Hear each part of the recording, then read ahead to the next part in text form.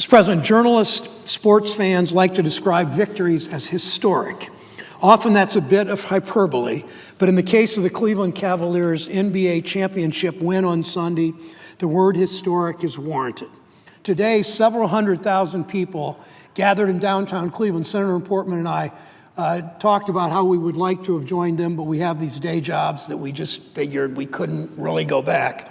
But today, literally hundreds of thousands of people downtown Cleveland. Some estimates were as high as almost all the adult population of Cuyahoga County. I mean, the numbers were pretty spectacular.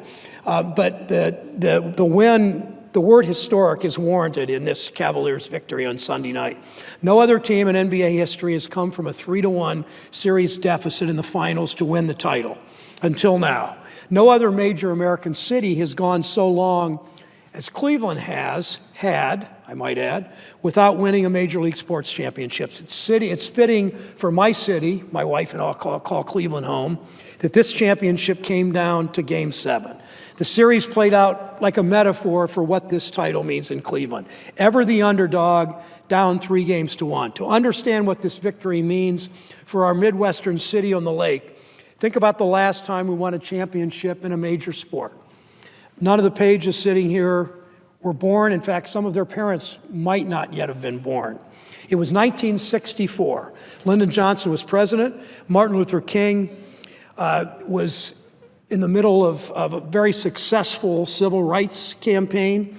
Robert Kennedy, who sat at this desk on the Senate floor, was still alive, campaigning for civil rights and economic justice. America was beginning to hear more and more about Vietnam on the evening news. We had no idea the nightmare that it would become. The Beatles had just come to America. We had 3 TV channels. In Cleveland, it was 3, 5, and 8. And the most popular shows were Bonanza and Bewitched. As a boy growing up in Mansfield, not far from Cleveland, about 70 miles, I watched with pride a little more than 2 years before that Ohio's John Glenn orbited the Earth in Friendship 7. The moon landing was still a distant dream. None of us had ever heard of Ohio astronaut Neil Armstrong. The Cleveland Browns, with Jim Brown, brought home the NFL championship for our city that December. It wasn't even called the Super Bowl back then. That's how long ago this was. It was simply the NFL championship. Little did any of us know that we wouldn't see another trophy for more than a half century. I was 12 years old at the time. The Cleveland Cavaliers did not exist. The NBA was much smaller. 3 years earlier, the Cleveland Indians had traded the beloved outfielder, the hero of all young fans, Rocco Colavito, had traded him away to Detroit. The Indians were in the midst of losing season after losing season. Within a year or two, they put together a top-line 4-person pitching staff, starting staff, Sonny Siebert, Louis Tiant, Sam McDowell, Steve Hargan. But still, the Cleveland Indians didn't win. As a boy, as a 10-year-old, a 12-year-old, a 15-year-old, my dad would take us up old US 42, often to see a doubleheader back when they played those kinds of doubleheaders on Sundays. My dad would never take us to see the New York Yankees, a team he despised because he knew that 15 or 20 cents of our ticket price would go to Mickey Mantle and Roger Maris and Yogi Berra and other Yankees. Every year, I was naive enough to think the Indians would win the pennant. Never in those years did they even get close. By July, usually, certainly by August, often by July, it was clear even to this 12-year-old boy that the Indians weren't going to win the pennant. The next 52 years after the 1964 Browns championship were a challenge for the city of Cleveland. The manufacturing economy that sustained Northeast Ohio eroded. Decades of policy choices that closed factories and shipped jobs overseas. Too often bad trade policy, bad tax policy. The population of the city shrank to almost half its population from my boyhood, from my early years. Beginning in 1995, Ohio had 14 years of consecutive foreclosure increases, each year more than the year before. But today, downtown Cleveland is coming back, not just because hundreds of thousands of people are in the downtown celebrating this first NBA championship, but it's coming back. My wife and I moved into the city a few years ago. We wanted to be part of this renaissance, and we've seen the city beginning to return to its glory. Nothing has embodied the hope and the determination in the grit of our city like this team. We know that sports teams are far more than the sum of their parts. They're a point of connection for people from every walk of life in a city. There's a reason we've begun to call Cleveland Believe Land.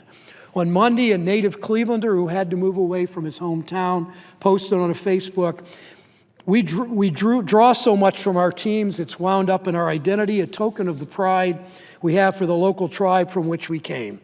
My wife, Connie, reposted the man's words that night. Hundreds chimed in to explain the connection they felt to the Cavaliers and their fellow Clevelanders. One woman said Cleveland sports were her connection to her family, her grandfather, her parents, her aunts, her uncles, her cousins, some of whom had scattered across the state and across the country. Our faith had been tested for decades. For the past decade, the hope of this city, at least in sports, has rested on the shoulders of one talented young man. I watched LeBron James play in high school. His best friends, I worked with his best friend's mother, worked with me in Akron.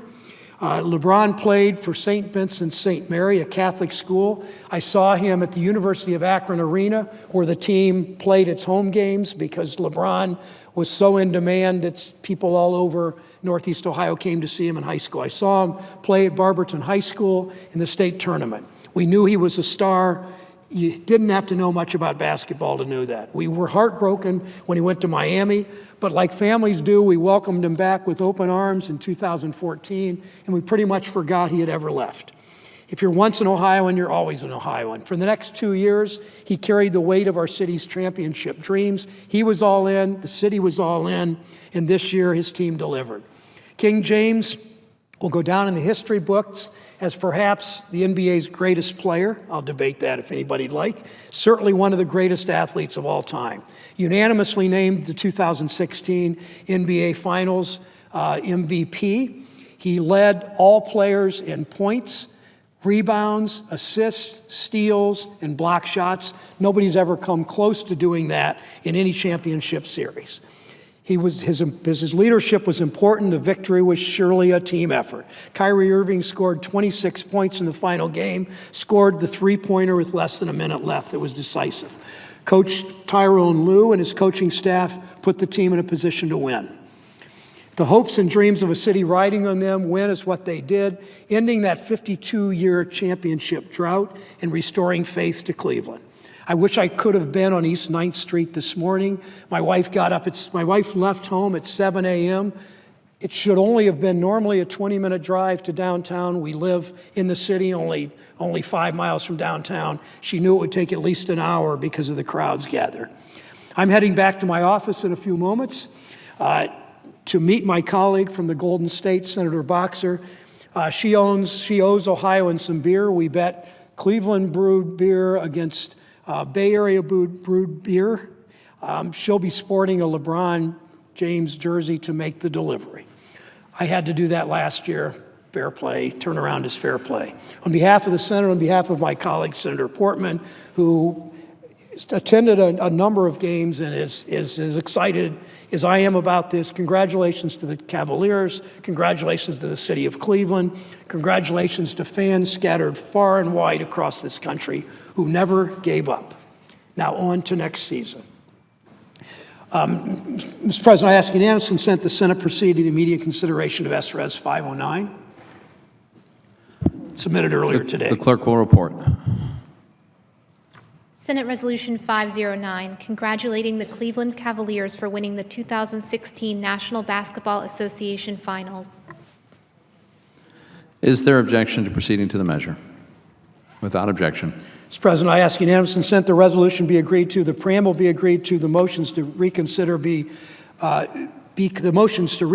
considered made and laid upon the table with no intervening action or debate.